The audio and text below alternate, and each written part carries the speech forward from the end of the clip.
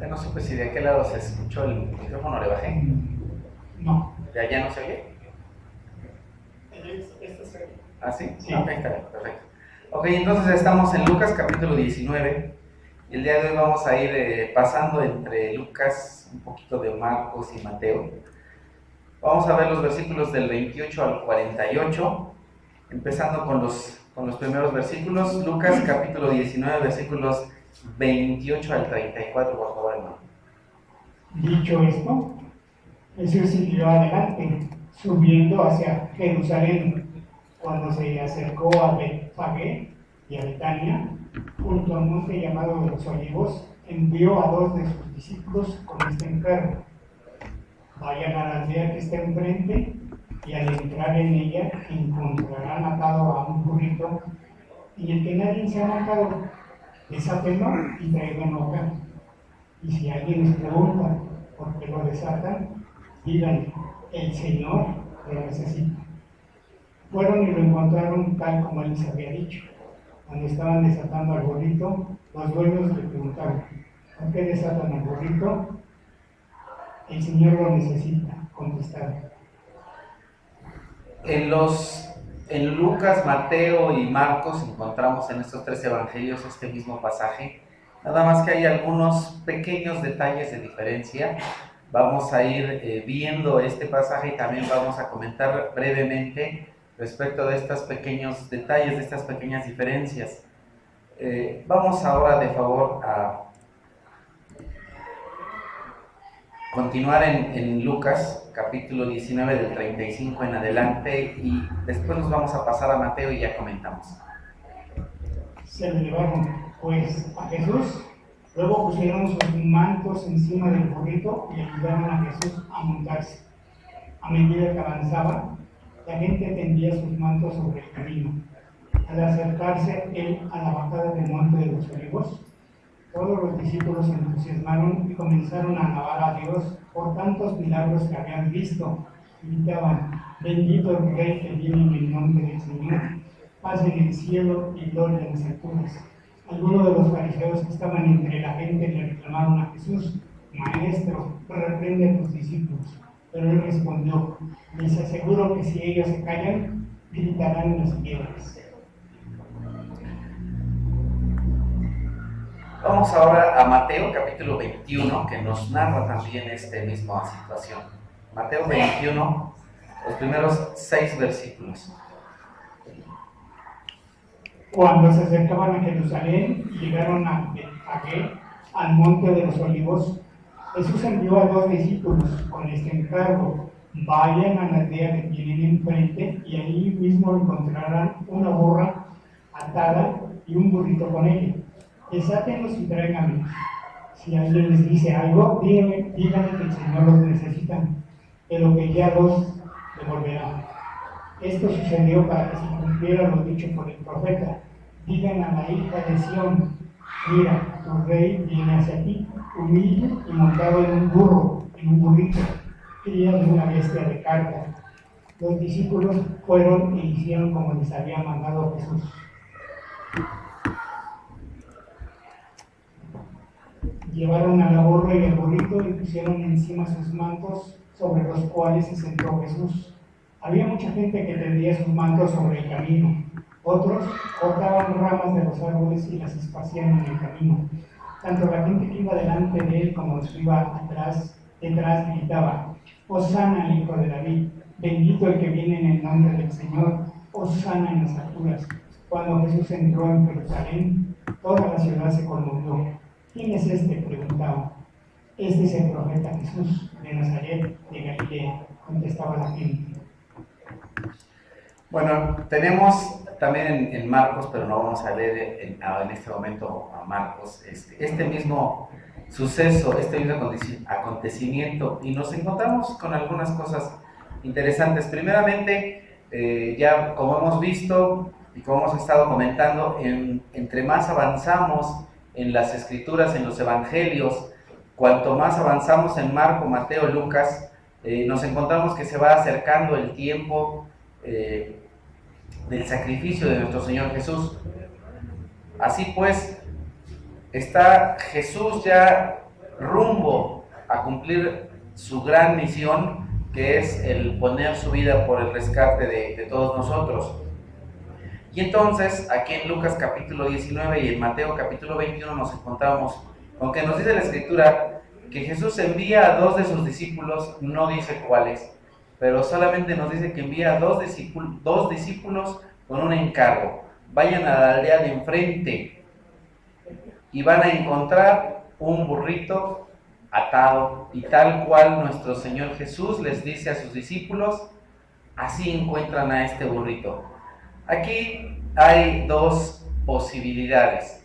La posibilidad es que un poquito antes Jesús había dicho al dueño de esos burritos que más adelante iba a necesitarlos, de tal manera que el dueño de estos burritos ya estaba nada más en espera de que Jesús enviara a sus discípulos por ellos. La segunda posibilidad es, y no vamos a discutir cuál es cuál porque finalmente la Escritura no dice. La segunda posibilidad es que, bueno, Jesús es Dios, es el dueño de todo, es el Señor de todo, y Él sabe a dónde está no solamente un burro, sino también nos dice la Escritura que aún los cabellos de nuestra cabeza, aunque tengamos poquitos, están contados. Entonces cualquiera de las dos situaciones es hermosa. Y entonces aquí Dios mueve el corazón de la persona dueña de los burritos, de tal manera que cuando les pregunta ¿a dónde los llevan?, los discípulos simplemente le dicen el Señor los necesita. En esta segunda posibilidad, el Espíritu de Dios mueve al dueño de estos burritos para decir, bueno, pues si el Señor los necesita, pues está bien, son de Él.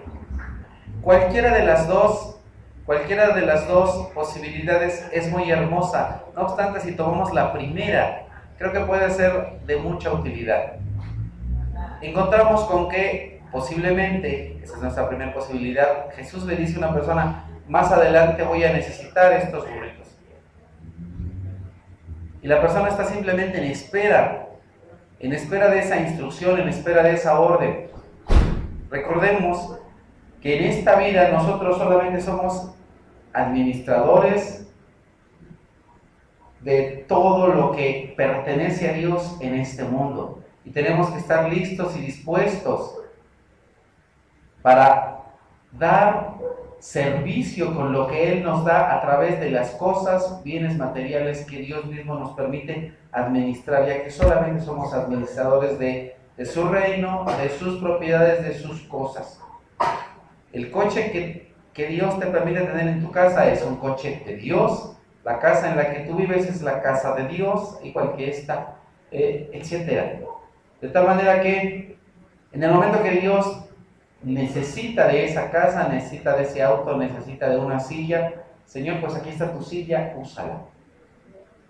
Y entonces, ¿por qué les dije que nos íbamos a tomar solamente esta primera parte? Porque en una de nuestras primeras reflexiones que vamos a hacer el día de hoy respecto de esta porción de la Escritura, estamos encontrando obediencia. Obediencia primero en los discípulos. Que el Señor Jesús les dice, ustedes van a hacer esto, los comisiono para que vayan y traigan un burrito. Y les da todas las instrucciones. Inclusive les dice, si alguien les pregunta por qué lo desatan, ustedes van y dicen, el Señor lo necesita. Primera reflexión entonces es la obediencia de los discípulos. El Señor les dice, vayan y hagan esto, algo muy simple. Algunas veces pensamos que las instrucciones del Señor son tan complicadas como ahorra $1,000,000, cruza del otro lado del océano para que te vayas a Europa y entonces allá hagas un montón de... No. Muchas veces la vida cristiana está llena de cosas simples, de cosas pequeñas. Cosas como las que el día de hoy hacen los discípulos, van y desatan un burrito y lo traen. Simple. La vida está llena de cosas simples, de mandamientos simples. No todo en la vida cristiana son cosas súper extraordinarias o fuera de este mundo. Cosas tan sencillas como ve y trae un burrito. Pero ¿qué es lo que pasa si estos discípulos no traen el burro? No se cumple una profecía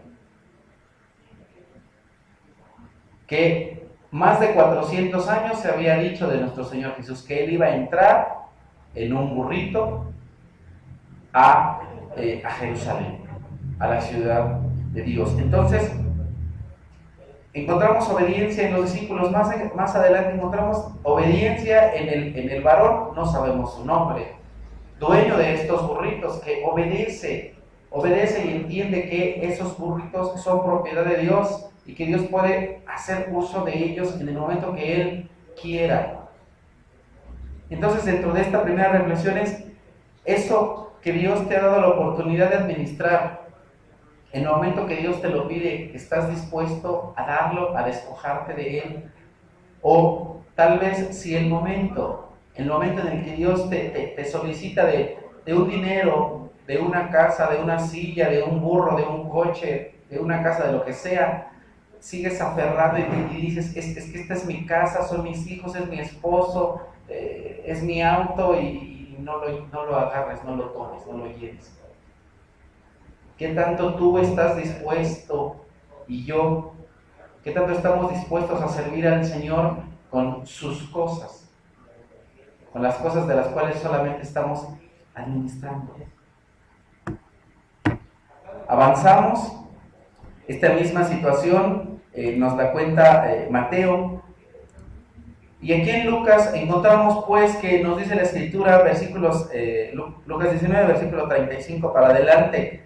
Llevan a Jesús, ponen sus mantos encima del burrito, lo ayudan a montarse, y entonces aquí nos encontramos con una situación interesante. En la mayoría de sus Biblias a este suceso se le llama la entrada triunfal. Es interesante porque en realidad la entrada posiblemente no era tan triunfal. Posiblemente no era la entrada como cuando un rey venía de la guerra. Posiblemente cuando llegaba David, ¿se acuerdan? Y que decían, después de que venció al gigante Goliat, y venían cantando y decían, Saúl venció a sus miles y David a sus 10,000, y todo el pueblo estaba de gozo, de alegría, y entonces eso era una entrada triunfal. La entrada de Jesucristo en Jerusalén en realidad posiblemente no fue tan triunfal. Posiblemente ese título que está en muchas de nuestras Biblias posiblemente no es muy correcto. La entrada, aunque sí llamó la atención, no era verdaderamente una entrada triunfal. ¿Por qué? Porque en la mente de muchos y en el corazón de muchos era una recepción hipócrita. Y en la mente y en el corazón de muchos era una recepción llevada a lo mejor un poquito por la emoción, pero verdaderamente sin el entendimiento, sin el conocimiento, sin esa persuasión de quién era Jesús. Entonces nos dice la Escritura que viene, y conforme Jesús va avanzando, la gente tiende sus mantos. Es curioso porque nos dice la Escritura, también en Mateo, que eran, ya lo leímos hace un rato, que eran muchos de sus discípulos. En realidad, las personas que estaban dando la entrada a Jerusalén no era el pueblo de Jerusalén, sino eran los discípulos de Jesús, que ya de por sí venían siguiéndolo desde poblados cercanos al lugar. No eran los de ahí, sino los que venían con Jesús. Por lo cual, para muchos estudiosos, eso verdaderamente no fue necesariamente la entrada triunfal de Jesús a Jerusalén. Fue una entrada, pues sí, importante, pero no necesariamente triunfal. Sí llamó la atención, pero no fue triunfal. Y entonces nos dice aquí la Escritura que los discípulos se entusiasmaron, no la gente, no el pueblo, sus discípulos. Sus discípulos se entusiasman y comienzan a alabar a Dios por los milagros que habían visto. Si nosotros nos regresamos en la Escritura, ¿se acuerdan en qué ciudad Jesús no hizo milagros? En Jerusalén, ¿por qué? Por la incredulidad de ellos. Entonces, cuando aquí se nos dice que las personas venían y vieron un montón de milagros, esos milagros, la mayoría, con los milagros de los cuales nos habla la Escritura y por los cuales reciben a Jesús, no son los milagros de Jerusalén, porque en Jerusalén Jesús prácticamente no hizo milagros, porque la gente no creía en él. Recordemos también que Jesús dispone en su corazón un tiempo, y nos dice la Escritura que Él se hace el firme propósito. En la versión Reina Valera 60 dice, afirma su rostro para ir a Jerusalén. El ministerio en general no lo llevó a cabo en Jerusalén, sino a los alrededores. Si nosotros recordamos también, cuando hizo uno de los milagros, a una persona le dijo, por favor, no digas todavía que yo te sané. ¿Se acuerdan? Pero ¿qué es lo que hace esta persona? Va y empieza a decir que Jesús empieza a hacer milagros y etcétera, etcétera, y ahí nos encontramos, que nos dice la Escritura, y después de esto Jesús ya no podía entrar ni enseñar en la sinagoga, sino que se tuvo que ir lejos. Qué curioso, hay cosas muy pequeñas, hay mandamientos muy pequeños que Dios nos da, que tienen un gran propósito. Jesús sabe en qué momento, en aquel tiempo, Jesús sabe en qué momento se debe decir y en qué momento no se debe decir. Al día de hoy estamos en el capítulo 19, eso lo vimos varios capítulos adelante, pero al llegar aquí es importante y es necesario empezar a reflexionar y a meditar qué de todo lo que hemos estudiado en los 18 capítulos anteriores. Jesús les dice, todavía no es momento de que me reconozcan, antes tengo que hacer una serie de cosas, tengo que enseñar una serie de cosas. Pero esta persona no le ayuda a Jesús porque le dice, todavía no digas, y él va y dice. Es interesante, a veces a través de la palabra de Dios, a través de alguna meditación, nosotros aprendemos que hay cosas que tenemos que hacer y no hacemos. Lo que tenemos que hacer no hacemos, y lo que no tenemos que hacer, eso sí hacemos. ¿Por qué mencionar esto? Otra vez por la obediencia. Jesús les dice algo tan pequeño, ve y trae un burro, va y lo trae. A otro antes, muchos capítulos antes, tal vez años antes, porque recordemos que aquí ya pasaron casi 3 años y medio. De aquí en adelante solamente falta una semana. Ya pasaron 3 años y medio. Muy al principio del ministerio Jesús le dijo a alguien, no digas, dice. Qué importante es la obediencia a Dios en cosas aún pequeñas. En cosas aún pequeñas. Y entonces aquí vienen y los discípulos son los que se entusiasman y comienzan a alabar a Dios por los milagros que habían visto. ¿Quiénes? Los discípulos. La gente que va aprendiendo de Jesús, que va siguiendo a Jesús y gritan, bendito, bendito el Rey que viene en el nombre del Señor. En otra porción nos dice, Hosana al Hijo de David. ¿Verdad? Hijo de David. Los discípulos, no el pueblo, los discípulos empiezan a reconocer a Dios y empiezan a reconocer a Jesús como Hijo de David. Eso también anteriormente lo habíamos comentado. ¿Qué tiene que ver David? Recordemos que nuestro Dios, a través de los profetas, dijo que el reinado o la descendencia de David iba a reinar eternamente y por siempre. Y eso no se cumplió, por supuesto, ni con Salomón, ni con ninguno de sus descendientes, sino eso se cumple en la persona de Jesucristo. Entonces, los discípulos ya empiezan a entender que Jesucristo en la carne es del linaje de David. Y entonces lo bendicen y dicen, bendito el que viene en el nombre del Señor. En otra parte de la Escritura dice, bendito Hosana al Hijo de David. Reconocer que Jesús es Hijo de David es reconocer que Él es el que reina en Jerusalén, el que reina en todo Israel. Entonces ellos están reconociendo la autoridad de Jesús, el liderazgo de Jesús, el reinado de Jesús. Todos no, solo los discípulos. Continúan diciendo paz en el cielo y gloria en las alturas. El pueblo de Israel sabía que cuando viniera el Mesías iba a liberar a su pueblo de la esclavitud. En este momento ellos están siendo gobernados por Roma, de la misma manera que antes fueron gobernados por los asirios, por los babilonios, por los persas, por los medos, y etcétera, etcétera. Y entonces finalmente ellos dicen, llegó el Mesías, llegó el Salvador, llegó el Libertador.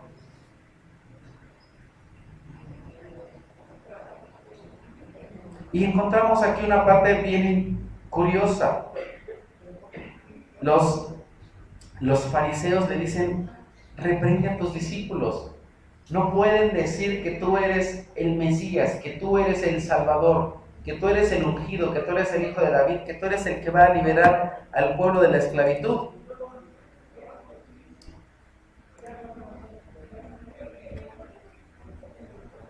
Aquí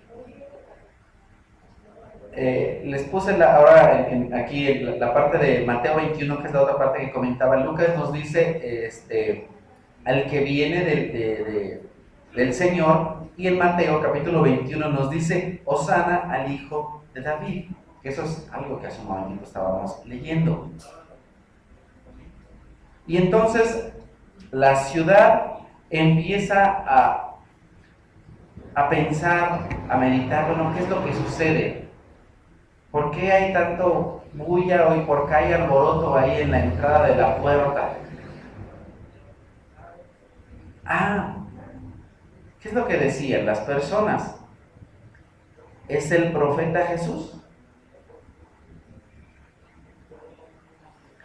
Los discípulos están entendiendo que Jesús es el rey, que Jesús es el hijo de David, que Jesús es el ungido, es el Mesías. Pero el pueblo, ¿qué es lo que dice? Para el pueblo simplemente es un profeta. Para el pueblo simplemente es alguien que habla de Dios. Punto. Dos perspectivas, dos puntos de vista. Al día de hoy es importante preguntarnos, ¿quién es Jesús para ti? Y es algo que cuando nosotros compartimos el Evangelio es importante preguntarles a las personas y llevarles, no solamente a que vean a Jesús como un profeta. En muchos lugares conocen y reconocen a Jesús como un profeta. Inclusive algunos judíos llegan a reconocer a Jesús como profeta, pero solo como un profeta. Y algunas personas dicen, es un maestro, pero otra vez, para ellos no es el Hijo de Dios, no es el que viene de los cielos, no es el Hijo de David, solamente es un profeta, solamente es alguien, solamente es un maestro. Pero para ti y para mí, ¿quién es Jesús? Ya se había profetizado en el libro de Zacarías respecto de esta venida y esta entrada de Jesús. Lo encontramos en Zacarías en el capítulo 9. Y entonces, en Marcos capítulo 11, encontramos lo siguiente. Marcos capítulo 11, versículo 11 al 12, por favor. Al 14. Jesús entró en Jerusalén y fue al templo. Después de observarlo todo, como ya era tarde, salió para Betania con los 12. El día siguiente, cuando salían de Betania, Jesús tuvo hambre. Viendo a lo lejos una higuera que tenía hojas, fue a ver si se hallaba algún fruto. Cuando llegó a ella solo encontró hojas, porque no era tiempo de higos. Nadie vuelva jamás a comer el fruto de ti, le dijo a la higuera, y lo oyeron sus discípulos. Qué cosa tan tremenda. Hace un momento estábamos hablando respecto de la obediencia y de estar dispuestos a darle al Señor lo que Él necesita en el momento que Él te lo pide. Y cuando llegamos aquí a esta porción de la Escritura en Marcos, nos dice que entra a Jerusalén, ve el templo, lo observa, pero ya se hace tarde, ya es de noche. Entonces, ¿qué es lo que hace Jesús? Como empieza a oscurecer, sale de ahí. ¿Sale de ahí a dónde? A Betania.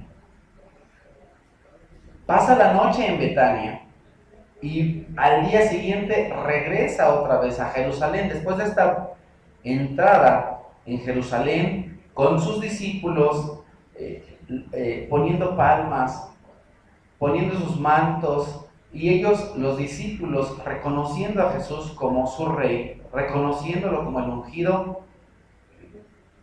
Después de eso, ¿qué sucede? En Jerusalén, pues la gente como dice, ¿qué pasa? ¿Qué está pasando?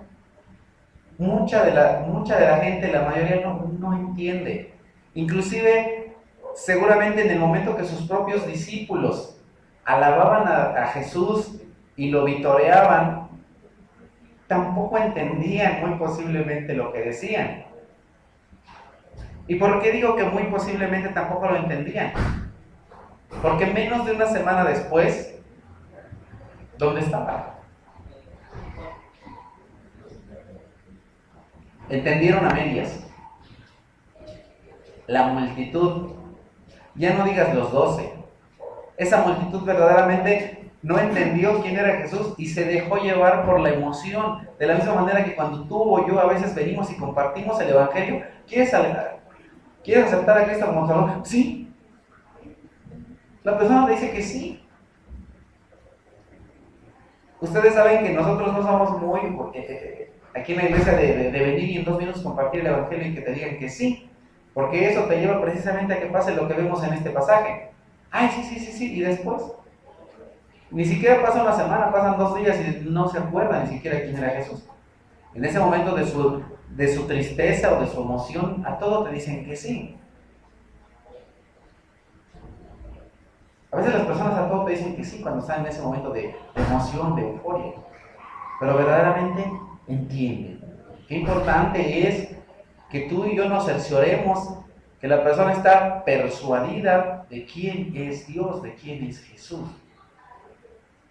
Que tanto ellos como nosotros no nos dejemos llevar por la emoción.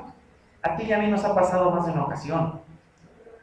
Compartimos del Señor y estamos con tanta emoción que ya quisiéramos que la persona aceptara a Cristo en su corazón. A veces es el momento, muchas veces no.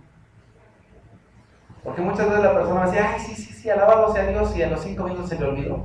A los 2 días se le olvidó, al mes se le olvidó. Ejemplos fáciles, fíjate cuántas sillas están aquí vacías.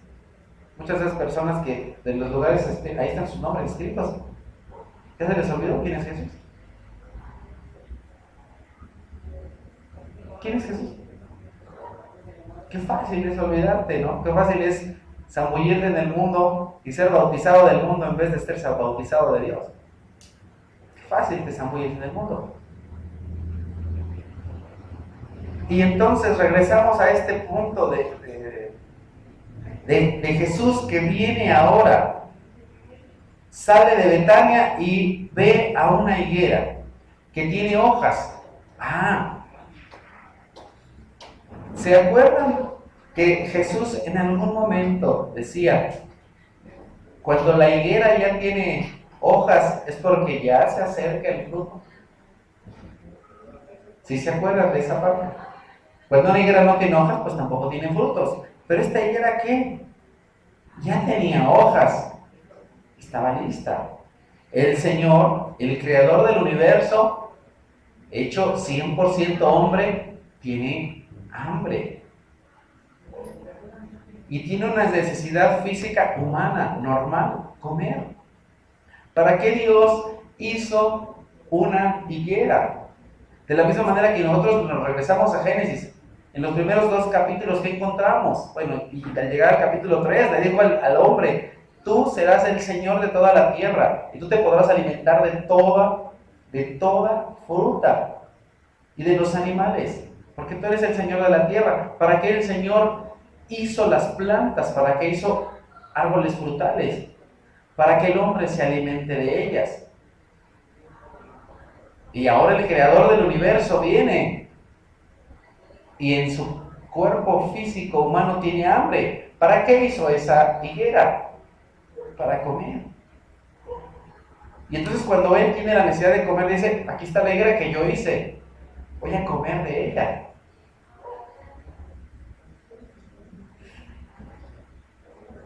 Pero solamente hay hojas.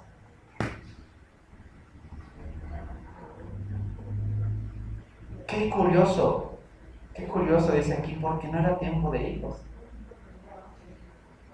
Entonces nosotros en nuestra carne podemos decir, pues claro, no era tiempo de hijos. A ver, hermanos, estamos hablando del creador del universo. En el momento que Dios, el creador del universo, tiene una necesidad, no se vale decir, a ver, hermano, hermana, es tiempo de predicar el evangelio. Es que no es tiempo de hijos, digo, es que no estoy preparado. ¿Sí o no? Muchas veces esta es nuestra clásica respuesta, es que no estoy preparado. Es que no estoy listo, no es tiempo de hijos. A ver, espérate.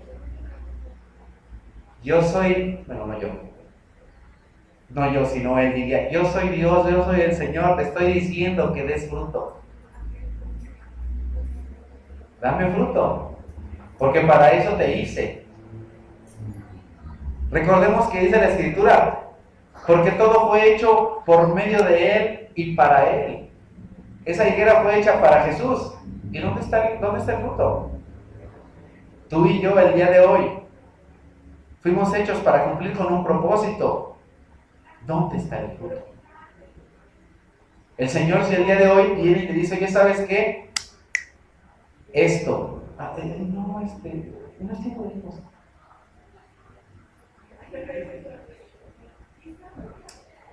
Y entonces el Señor Jesús dice, nadie vuelva jamás a comer fruto de ti. Oh. Y están ahí los discípulos. Los discípulos son como esa higuera que debe dar fruto. Tú y yo debemos dar fruto. ¿Cuándo? ¿Cuando queramos? No. Recordemos que no nos gobernamos a nosotros mismos. Dios es el gobernador del universo. Es el rey de todo. Pero por razones no solamente naturales, sino antinaturales, nos negamos a servir a Dios.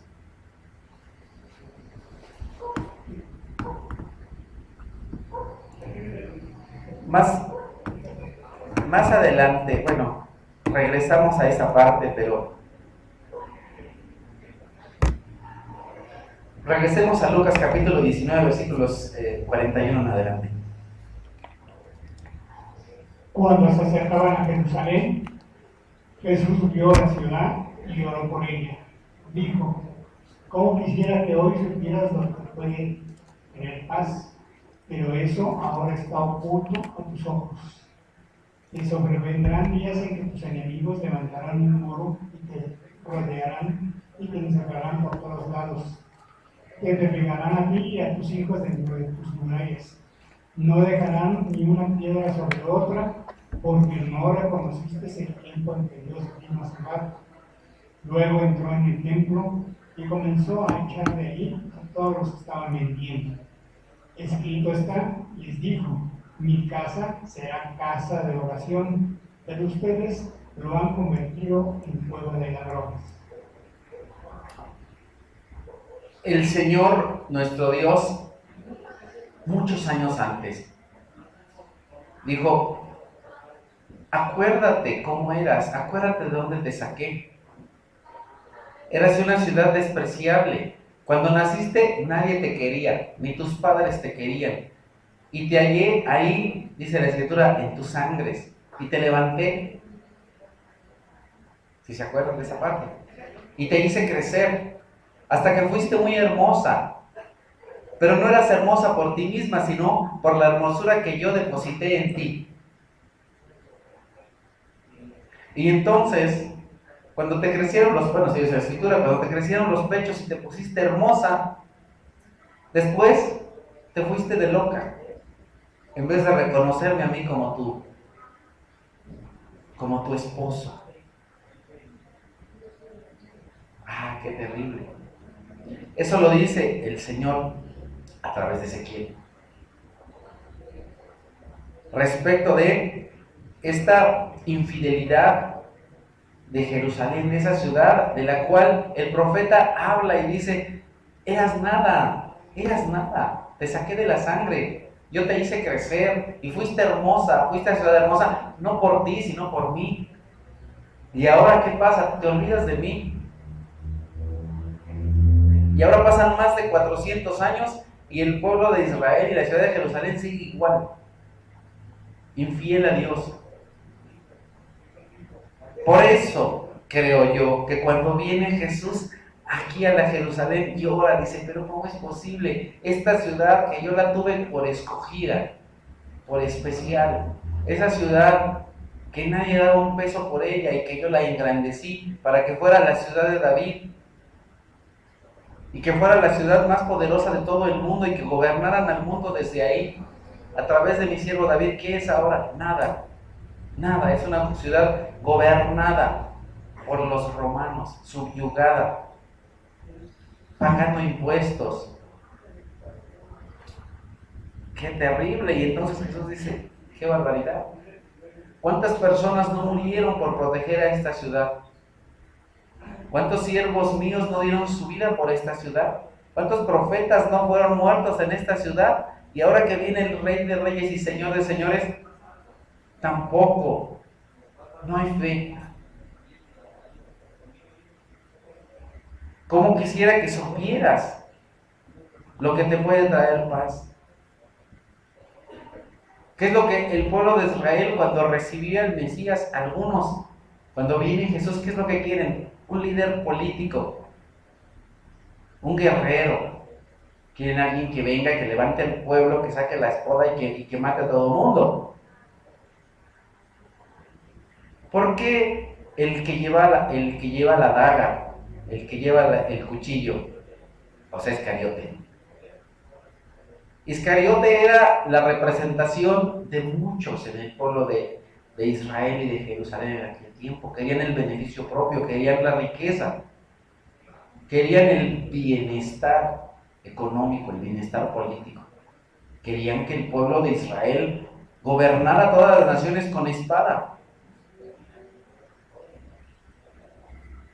Pero en realidad el Señor Dios Todopoderoso vino no a traer espada en ese tiempo, sino a traer paz. Y entonces Jesús dice, viene el día de hoy el Creador del universo a traerte paz, ciudad adúltera. Pero tú sigues pensando todavía en otras cosas, Precisamente por eso van a venir tus enemigos y te van a hacer pedazos. ¿Por qué tú no me reconociste a mí, ciudad infiel? Más adelante nos dice la Escritura, luego entra en el templo y comienza a echar de ahí a los que estaban vendiendo. Qué fácil a veces los cables se nos cruzan y qué fácil de pronto en un templo que está diseñado para alabar a Dios, para conocer de Dios, para cantar a Dios, de pronto se empiezan a hacer negocios que no tienen nada que ver con Dios. Y eso mismo que pasó hace 2000 años sigue pasando hoy en muchas iglesias. De pronto ya se ponen a vender ahí carnitas y mole y te salen con el vacilón de que es para recaudar fondos para la iglesia. Pero ¿por qué lo haces adentro de la iglesia si afuera hay mucho espacio? ¿Y qué es lo que dicen? Es que es para construir y el propósito de ellos era ofrecer sacrificios a Dios, ¿no? O sea, esos animales que venían, ¿para qué los vendían? ¿Para que la gente comiera en su casa? No. Era para que ofrecieran sacrificios a Dios. Ahí en el templo. Pero de pronto los cables se nos cruzan bien fácil. Y profanamos lo que está llamado a ser santo. Dios es santo, su templo es santo. Hay cosas que son santas. Bueno, aquí no hay, pero de pronto llega un visitante con una guitarra y con unas letras aquí de un grupo rockero bien vano y que dice bola de porquerías. Y dices, bueno, ¿cómo puedes venir a tocar con esa guitarra aquí a la iglesia? Llévate esa cochinada de aquí. Esa guitarra es santa. O si no es santa, pues cómprate una que sea santa, ¿no? Más tú mismo como músico deberías ser santo. Porque ¿qué comunión tiene Dios con el diablo? Ninguna. Pero a veces bien fácil se cruzan los cables y el cuate aquí, es que yo puedo bien a todo dar y por eso puedo poner aquí Metallica y aparte de Pepito con Jesús Adrián. Por favor, ¿qué pasa? Pero el líder de hoy permite todo. Porque estamos en el tiempo de la gracia. Por favor, no hay que abusar de la gracia. Exactamente lo mismo que pasaba en ese tiempo pasa hoy. ¿Y cuál es la reacción de Jesús? Molestia. ¿Cómo es posible? O sea, no me pongan a mí de pretexto para hacer sus cosas.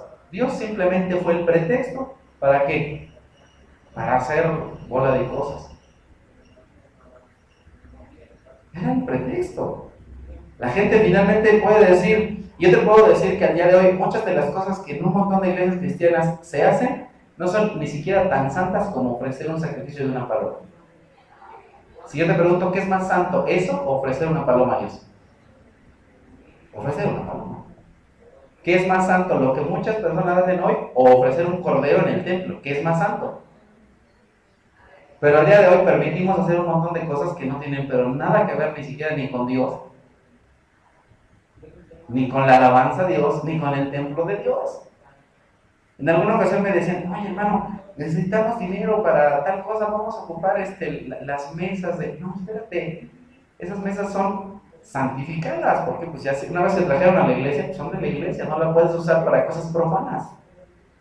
No puedes. Tráelas de tu casa o trae otra, o renta unas, pero no puedes usar las de la iglesia. Ya las has santificado. Pero en fin, aquí Jesús dice, mi casa será casa de oración y ustedes la han convertido en una cueva de ladrones. Fácilmente lo mismo que les pasaba a ellos nos pasa a nosotros y no nos podemos darlas de que es que nosotros somos muy santos, somos mejores que ellos. No, hermano. Los fariseos pensaban que eran mejor que el resto del pueblo de Israel, pero ¿lo eran? No. A veces como cristianos también nos sentimos como que ya somos mejores que los judíos el día de hoy o que el pueblo de Israel en aquel tiempo y somos mejores. No. Seguimos profanando el templo. Metiendo cosas que no tenemos que meter, usando cosas que no tenemos que usar. Trayendo cosas usadas. ¿Qué es eso? ¿Qué es eso? ¿Qué es lo que dice el Señor? Eso voy regálaselo a Peña Nieto a ver si te lo recibe. ¿Por qué si Peña Nieto no te lo recibe, quieres que yo sí te lo reciba? Pero ya basta. O sea, ya basta de traer cosas usadas, ya basta de ver a la iglesia como un basurero de, esto no me sirve, llévalo a la iglesia. No, espérate, a lo mejor se lo puedes regalar a un hermano, pero no a la iglesia. No a la iglesia. Si hay alguien con mucha necesidad, ok, lo puedes compartir, pero no a Dios. No menosprecies a Dios. Él es Dios, Él es el creador del universo, Él es el que te da el dinero, el sustento, el trabajo. La camisa que traes la traes por Dios, los zapatos que traes, si tienes casa, Dios te la dio. Pero no tratemos a Dios como limosnero, no es limosnero. No le demos lo que nos sobra o lo que no queremos en la casa.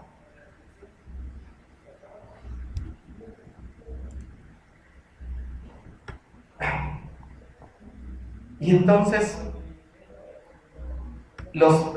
Marcos capítulo 11, versículo del 18 nada más para leer aquí. Tercer párrafo. Los jefes de los sacerdotes y los maestros de la ley lo oyeron y comenzaron a buscar la manera de matarlo, pues le temían, ya que toda la gente se maravillaba de sus enseñanzas. Cuando cayó la tarde, salieron de la ciudad. Entonces los maestros de la ley tenían miedo simplemente de la gente. Y no solamente de la gente, sino también de su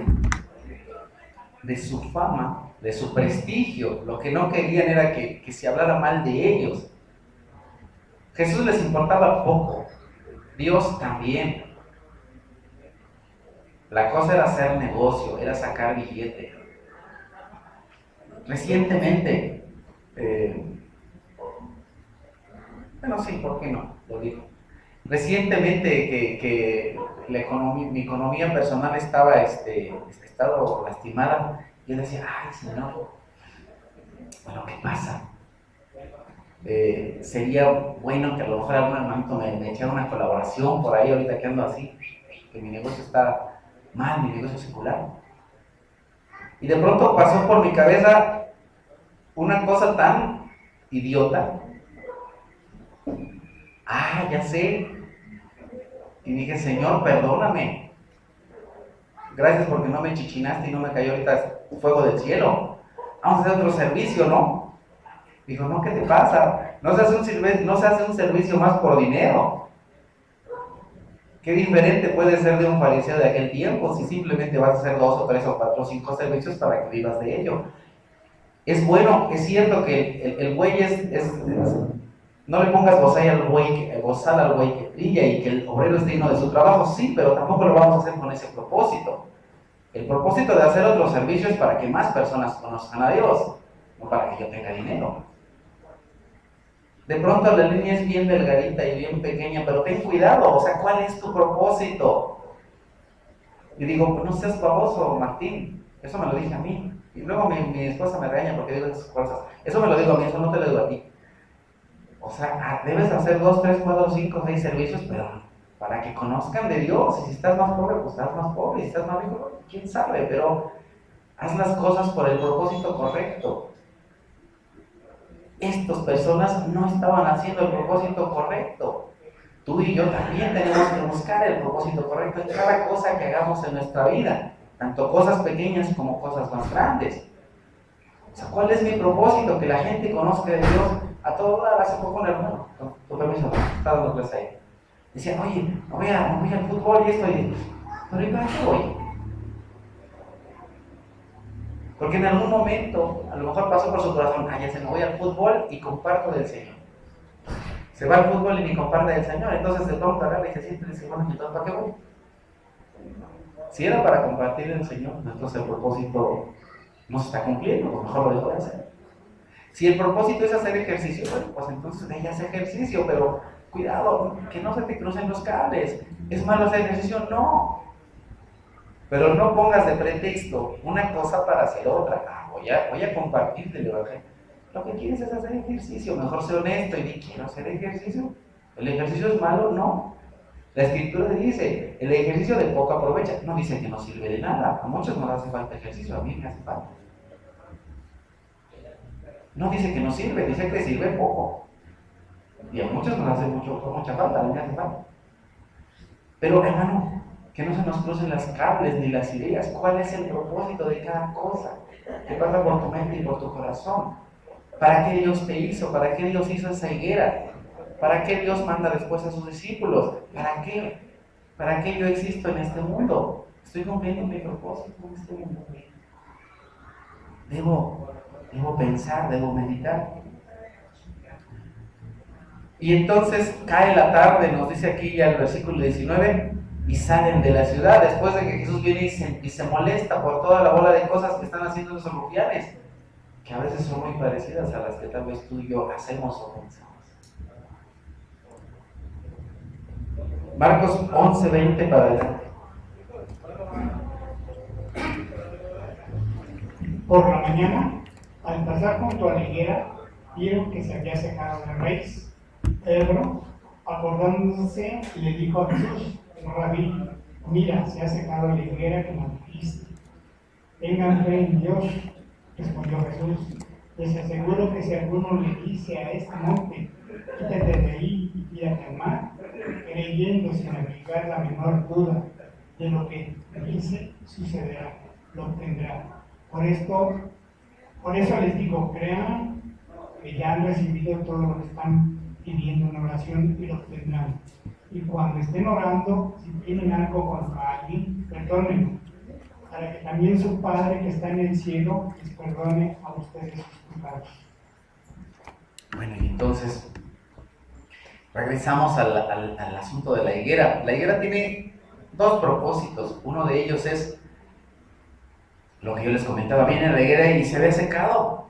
Oye, Jesús, esa higuera que tú maldijiste está seca. qué terrible sería que a ti o a mí, en el momento que Dios nos pide algo, no estemos dispuestos a dárselo. Y qué feo, qué terrible. Y no me puedes decir con que ahí estamos en el tiempo de la gracia. Es Jesús. No estamos hablando de Moisés, no estamos hablando de Jeremías ni de Isaías. Es Jesús diciendo, maldita esta higuera. Porque en el momento que yo quería algo, no lo hizo. En el momento que yo te pedí, haz esto, haces lo que se te da la gana, menos lo que Dios te dice. Qué feo será recibir una maldición de Dios. Recordemos que la Escritura dice que el Señor es tardo para la ira y grande en misericordia, pero no dice que no se enoja. Cuidado, no te confundas. La Biblia nunca dice que Dios no se molesta. Solamente dice que tarda para enojarse. Que su misericordia es grande. Sí, pero también nos dice que es justo. Entonces el Señor, en el momento que te dice, haz esto, sí, Señor, vámonos. Y lo hacemos. Con alegría, con gozo, con gusto. Sabiendo que estoy cumpliendo mi propósito. El propósito para el cual Dios me creó. Dios me creó para servirlo. Entonces, en ese momento que Dios me pide algún servicio, ¿lo estoy haciendo? No. Cuidado. Cuidado. Acuérdate que no es cuando tú quieras. Es cuando Él quiere. Es cuando Él quiere.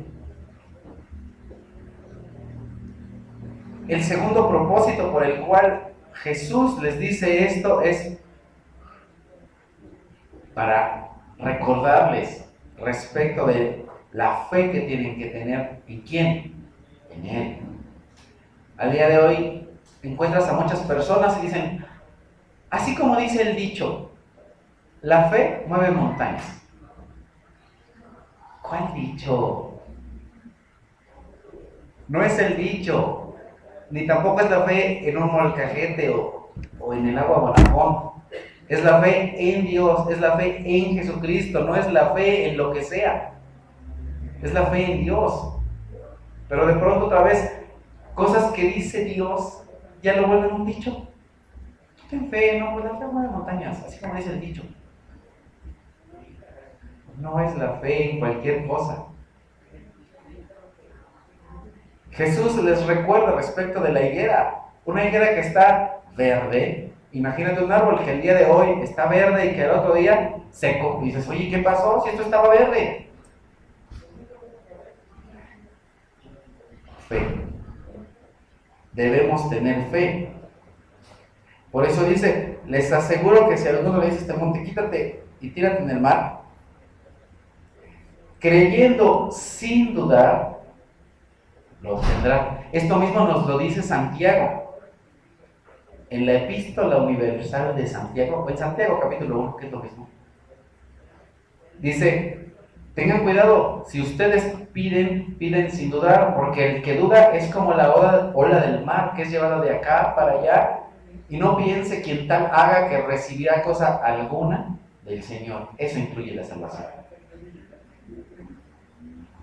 Si tú dudas de quién es Dios, si tú dudas de la salvación, si tú dudas de Cristo, no vas a recibir tampoco lo más importante, que es la salvación.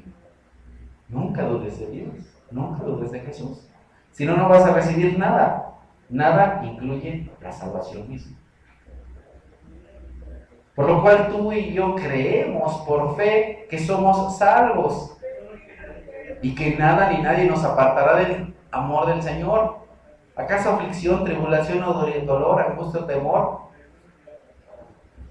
Peligro, hambre, escasez, nada nos separará del amor de Cristo. ¿Por qué lo decimos? Por fe. Ay, es que a lo mejor no me voy al cielo, no te vas a ir. A lo mejor no voy a estar allá en el reino, no vas a estar. Híjole, es que me he portado mal y he pecado y a lo mejor no vas a... No, es cierto, no vas a estar. En el momento que tú dudas, bye. Porque el que duda no piense que recibirá cosa alguna del Señor. Dice la Escritura, porque todo lo que no se hace con fe es pecado. Entonces aquí Señor Jesús les dice, pidan con fe, sin dudar, sin dudar. Y cuando estén orando, si tienen algo contra alguien, perdónenlo. Qué interesante, aquí Jesús está hablándoles a sus discípulos respecto de la oración, pero qué curioso, ¿no? Aquí Jesús nos dice, a ver, ten cuidado, hay una diferencia entre tú y yo. Algunas veces pensamos que todo lo que hizo Jesús, que todo lo vamos a hacer. Hay cosas que sí, pero hay cosas que no. Hay cosas que solamente están en su poder, en su potestad. Nosotros no vamos a hacer todo lo que hace Jesús, Él es Dios. Jesús maldijo a una higuera. Y después de eso les dice Jesús, pero abusados, tengan cuidado, no piensen que ustedes pueden andar ahí maldiciendo a la gente. Porque ¿qué es lo que dice aquí? Y cuando oren, si tienen algo contra alguien, perdónenlo. ¿Parece una contradicción? No. Oye, pero ¿y entonces por qué Jesús no perdonó la higuera? ¿Acaso le dirá el barro al alfarero qué hacer? ¿Acaso nosotros le vamos a decir a Dios, perdona a este y a este no? A ver, entendamos. Jesús es Dios, no yo. ¿Jesús puede maldecir a alguien? Sí. ¿Yo? No. Yo soy el barro, Él es el alfarero. Yo soy la creación, Él es el creador. Él puede maldecir, yo no. Él puede mandar a alguien al infierno, yo no. Él puede mandar a alguien al cielo, yo no. Yo solamente soy expositor de la palabra de Dios, y el que hace todo es Dios. Y entonces si alguien les hace algo, perdónenlo. Perdónenlo. Yo puedo maldecir, tú no.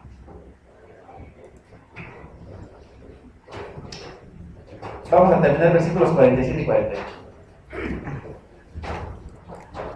Todos los días enseñaban el templo y los jefes de los sacerdotes, los maestros de la ley y los dirigentes del pueblo procuraban matarlo.